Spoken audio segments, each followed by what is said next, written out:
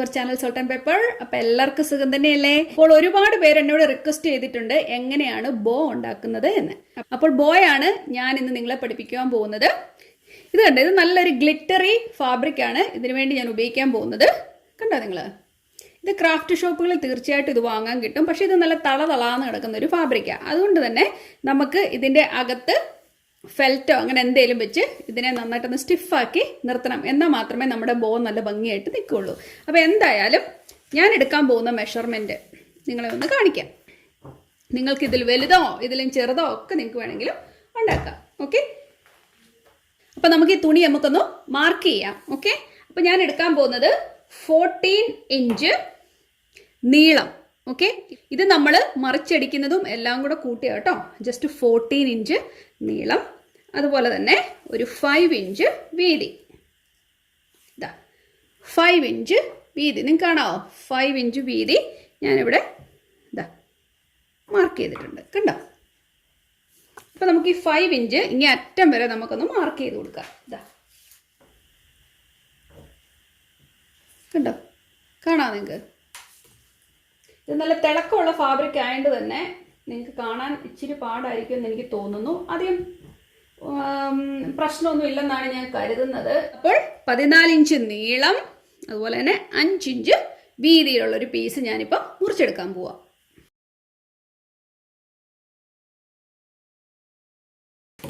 അപ്പോൾ നമുക്ക് ഇതുപോലെ ഒരു പീസ് കിട്ടി.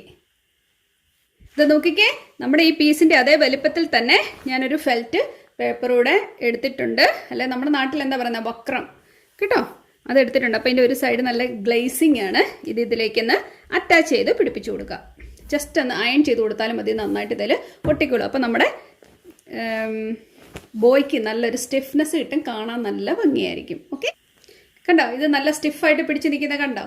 ഈസി അല്ലേ പരിപാടി? നോക്കിക്കേ, ഈ രണ്ട് സൈഡിനെ ഞാനിങ്ങനെ ഒന്ന് മടക്കി കൊടുത്തിട്ട് ഒന്ന് തയ്ക്കാൻ പോവുക. നമ്മൾ സൂചി നൂല് ഉപയോഗിച്ചാണ് ഇന്നത്തെ വർക്ക് മുഴുവൻ ചെയ്യാൻ പോകുന്നത് കേട്ടോ.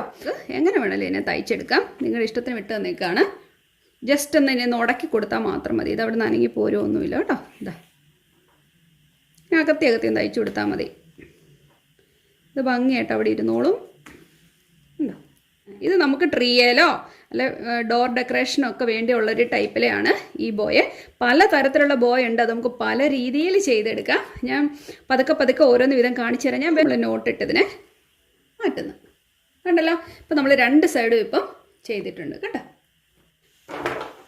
അപ്പോൾ ഇത്രയും വരെയായി. ഇനി എന്താണ് ഞാൻ ചെയ്തതെന്ന് കണ്ടോണം കേട്ടോ. നമ്മളിതിൻ്റെ സെൻറ്റർ ഭാഗം നോക്കിയിട്ട് ഇതിനെ ആദ്യം ഒന്ന് ഫോൾഡ് ചെയ്യുക. കണ്ടോ?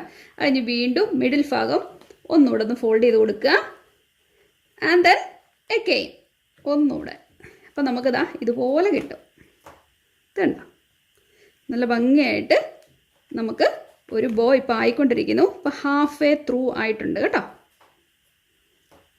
നിങ്ങൾക്ക് മനസ്സിലായോ ഞാൻ എങ്ങനെയാണ് ചെയ്തതെന്ന്? കണ്ടോ? ഇതിൻ്റെ സെൻറ്റർ നോക്കി നമുക്കൊന്ന് തയ്ച്ചു കൊടുക്കാം. ഇത് കണ്ടോ? സൂചി നൂലെടുക്കുക, ഇതുപോലെ നമുക്കൊന്ന് തയ്ച്ചു കൊടുക്കാം. ഇത് അനങ്ങാതെ അവിടെ ഇരിക്കും. അപ്പോൾ നമ്മുടെ ബോയ ഇത്ര വരെ ആയിട്ടുണ്ട് കേട്ടോ. കണ്ടല്ലോ? ഇനി നമ്മൾ എന്താ ചെയ്യുന്നതെന്ന് കാണിച്ചു തരാം. ഇനിയിപ്പോൾ നമുക്ക് വേണ്ടത് 15 അല്ലെ 16 ഇഞ്ച് നീളത്തിൽ ഒരു തുണി. അതിൻ്റെ വീതി എന്ന് പറയുന്നത് 4.5 ഇഞ്ച്. നോക്കിക്കേ, 4.5 ഇഞ്ച് ഞാൻ ഇവിടുന്ന് മാർക്ക് ചെയ്യാൻ പോവാം. ഇതാ നമ്മൾ നേരത്തെ ആദ്യം ചെയ്ത് മാർക്ക് ചെയ്ത രീതിയിൽ തന്നെയാണ് ഞാൻ മാർക്ക് ചെയ്യുന്നത്. അപ്പോൾ വീണ്ടും 4.5 ഇഞ്ചിൽ നമ്മൾ മാർക്ക് ചെയ്യുക. കണ്ടോ? അപ്പോൾ 4.5 ഇഞ്ച് വീതിയാണ് നമ്മുടെ ഈ തുണിക്ക്. കണ്ടോ? ഞാൻ ഇതിനെ ഒന്ന് കട്ട് ചെയ്തെടുക്കാൻ പോകും. നിങ്ങൾക്ക് മനസ്സിലായല്ലോ? ഇതായിരിക്കും നമ്മുടെ ബോയുടെ നീണ്ടു കിടക്കുന്ന ഭാഗം. നിങ്ങൾക്ക് ഇതിൻ്റെ വാലിന് നീളക്കൂള് വേണമെങ്കിൽ നിങ്ങൾക്ക് കൂടുതൽ നീളം വെച്ച് നിങ്ങൾക്ക് ചെയ്തെടുക്കാം കേട്ടോ.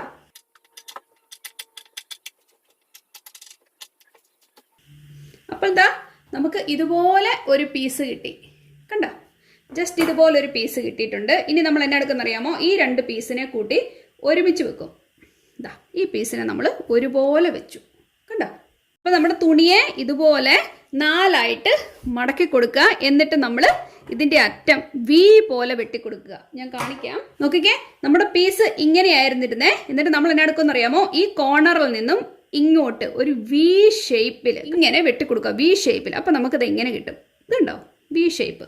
ഇവിടെ നിന്ന് ഇങ്ങോട്ട്. നമ്മൾ ഇതിനെ തുറന്നു കഴിയുമ്പോൾ നമുക്ക് ഇതുപോലെ ഷേപ്പ് കിട്ടും കണ്ടോ, ഇതുപോലെ വി ഷേപ്പിൽ കിട്ടും. തുണിയുടെ അടിയിലും ഇതുപോലെ തന്നെ ആ ഫെൽറ്റ് എന്ന് വെച്ച് ഒട്ടിച്ചു കൊടുക്കാം കണ്ടോ. ഇത് നമുക്ക് ഇതിൻ്റെ മുകളിൽ വെച്ച് ഒട്ടിച്ചു കൊടുക്കാം. നമ്മൾ ഇതിനെ ഒന്ന് ഒട്ടിച്ചു കൊടുത്തിട്ടുണ്ട്, നിങ്ങൾ കണ്ടോ. ഇനി നമുക്ക് ഈ ബാക്കിയുള്ള പീസ് നമുക്ക് ഒന്ന് കട്ട് ചെയ്തെടുക്കാം. ഇത് കണ്ടോ,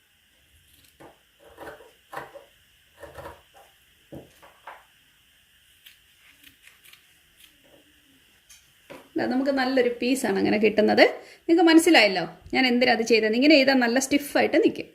അപ്പോൾ ഇതാ നോക്കിക്കേ, നമ്മുടെ പീസ് റെഡി ആയിട്ടുണ്ട്. ഇനി എന്താ ചെയ്യുന്നത് ഞാനൊന്ന് കാണിച്ചു തരാം. നമ്മൾ നേരത്തെ ചെയ്ത പോലെ തന്നെ ഇതിനെ ചെറുതായിട്ടൊന്ന് ചുരുക്കിയെടുക്കാം. നമുക്ക് ഇതാ ഇതുപോലെ നമുക്കൊന്ന് ചുരുക്കിയെടുക്കാം.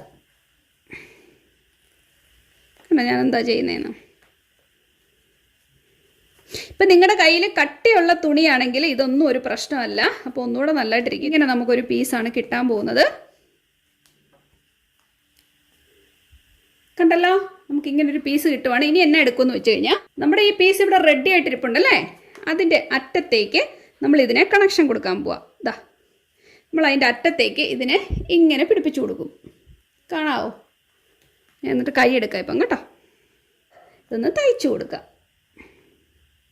ഇതാ സ്ട്രോങ് ആയിട്ടുള്ള നീഡിലായിരിക്കും ഇതിന് നല്ലത്. അല്ല ഇത് കയറി ഇറങ്ങാൻ പാടാണ്. അല്ല എന്നുണ്ടെങ്കിൽ നിങ്ങൾക്ക് ഗ്ലൂ ഗൺ ഉപയോഗിക്കാം കേട്ടോ.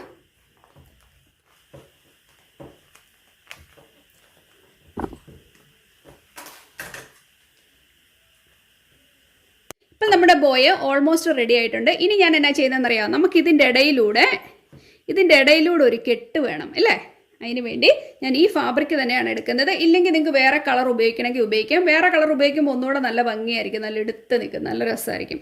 എന്തായാലും ഞാൻ ഇതിൻ്റെ കൂടെ ഇത് തന്നെ അങ്ങ് ഉപയോഗിക്കാമെന്ന് വിചാരിച്ചു. ഓക്കെ, രണ്ടായിട്ട് ഒന്ന് മടക്കുക. കണ്ടോ, ഞാൻ ഇത് തന്നെ എടുക്കാൻ പോകുന്നത്. ഇത് രണ്ടായിട്ട് ഞാൻ മടക്കിയിട്ടുണ്ട്. എന്നിട്ട് മുകളിലേക്ക് വെക്കുക. എന്നിട്ട് ഇതിനെ ജസ്റ്റ് ഒന്ന് ചുറ്റിയെടുക്കുക. കണ്ടോ, ഇതിനെ ജസ്റ്റ് നമ്മളൊന്ന് ചുറ്റിയെടുത്തിട്ട് പുറകിൽ നമ്മൾ തയ്ച്ചു കൊടുക്കാൻ പോവുക. അതാണ് ഞാൻ ചെയ്യുന്നത്. അല്ല നിങ്ങൾക്ക് ഗ്ലൂ ഗൺ ഉപയോഗിച്ചിട്ട് വേണേലും ഇതിനെ ഒന്ന് ചെയ്തെടുക്കാം. ഓക്കെ, ഞാനിങ്ങനെ വെച്ചൊന്ന് തയ്ച്ചു കൊടുത്തിട്ട് നിങ്ങളുടെ അടുത്തേക്ക് വരാം. അപ്പോൾ നമ്മുടെ ബോ ഫിനിഷ് ആയിട്ടുണ്ട്. നിങ്ങൾക്ക് എല്ലാവർക്കും ഇഷ്ടപ്പെട്ടെന്ന് തന്നെ ഞാൻ കരുതുന്നു. നിങ്ങൾ ഉപയോഗിക്കുന്ന തുണിയെ ഡിപ്പെൻഡ് ചെയ്തിരിക്കും നിങ്ങൾ ഉണ്ടാക്കുന്ന ബോയും കേട്ടോ. ഇച്ചിരി സ്റ്റിഫായിട്ട് നിന്നെങ്കിൽ ഇത് നല്ല ഭംഗി ഉണ്ടാവുകയുള്ളൂ. എന്തായാലും ഞാൻ പലതരത്തിലുള്ള ബോകൾ ഫ്യൂച്ചർ വീഡിയോസിൽ ഉൾപ്പെടുത്താം കേട്ടോ. അപ്പോൾ നമുക്ക് ഉടനെ തന്നെ വീണ്ടും നല്ലൊരു സബ്ജക്റ്റുമായിട്ട് കാണാം കേട്ടോ. അതുവരേക്കും താങ്ക് യു, ബൈ.